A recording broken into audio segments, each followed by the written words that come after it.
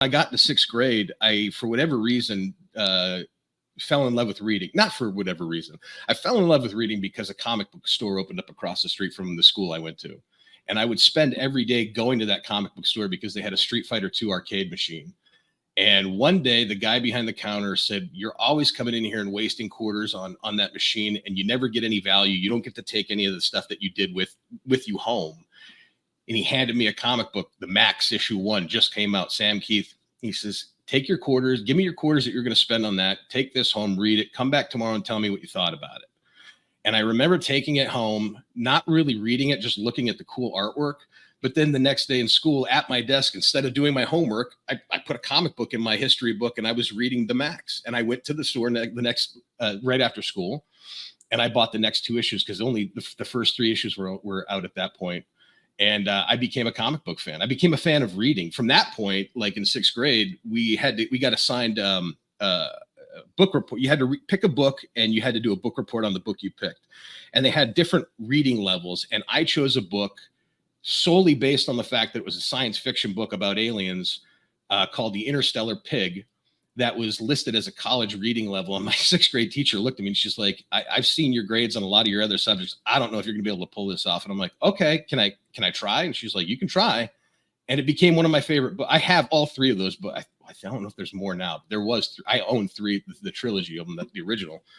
But I read it. I did a report on it. I broke it down. Like I fell in love with reading for whatever reason. That was the one thing that's always stayed with me. Like I could get lost in a story that wasn't the world I was living in and find a way to relate to either one character or a bunch of characters. And it became like my saving grace. And comic books, I mean, never mind the fact that you can actually see the cool artwork and get what the writer's trying to convey, but like you can really get lost in those stories and just the way your brain can like comprehend, like making up science, making up fantasy and magic and figuring out like what would happen if we applied this. Like we know we can't really, like just that kind of stuff, the wonderment, I call it magic, like the idea of still believing in magic.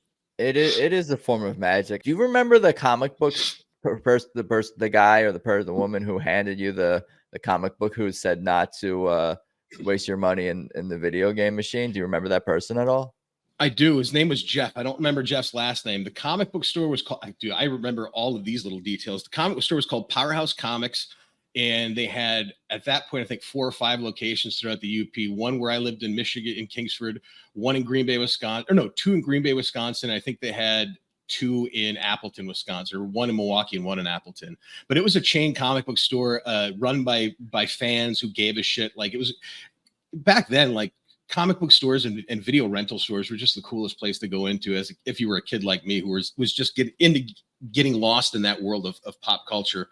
And Jeff, yeah, like they opened Powerhouse Comics right across from my school from 6th grade. I think it was there until like 9th or 10th grade when they closed down. But Jeff was there the entire time. And it got to the point where like it wasn't just me, like he was encouraging of every kid that was curious about comics or reading or art in general, to the point where he created a wall when you'd walk in. And if you were so into comics and art, if you started drawing stuff, he would hang your drawings up. And I had like 3 or 4 drawings that I'd had on the wall, but it was just a really cool environment. He was a really great guy. And I wish I knew what happened to him, but I really couldn't tell you.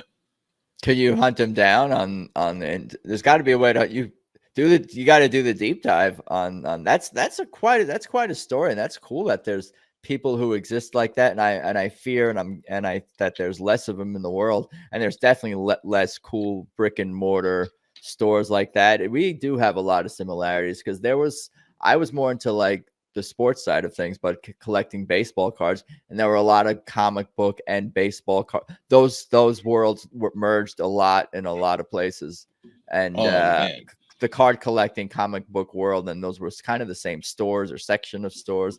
So I spent a lot of time in those kinds of stores too, just on the other side. I remember when Topps, and it was I don't know if it was Topps or it was Fleer. I think it was Topps. Marvel trading cards, the first series of them that came out, had like I couldn't even tell you how many cards were in the set of that first deck, but they had like some random hologram cards in random packs. When we were kids, Paul and I had separate rooms, and Paul had a piggy bank that our grandfather made him. And at night when he was asleep, I would go in and take his quarters out of his piggy bank This is horrible to admit this, but it's what I did. And when I would get dropped off from the bus at school in the morning, it's still there right across from where I live, this bait shop called Crystal Bait that would sell Marvel trading cards for $0.25 a pack. And all the kids and I would get off the bus before school and we'd run over to the bait shop and we'd buy every pack they had until the following week when they got a new box in. And I ended up amassing the entire collection of that first season of Marvel cards with all of the holograms through trading with other friends who bought cards. And to this day, I think they're like some of the most valuable cards. I'm sure that entire set is worth money. Yeah, Paul owns them. No, Paul found out what was going on, told my dad, and my dad waited for me to get home from work, found the cards, and they were all in a nice little pile. And my dad said, "This is what happens when you take money from your brother." And we had a cast iron fireplace inside in our living room. No, that's not the right move.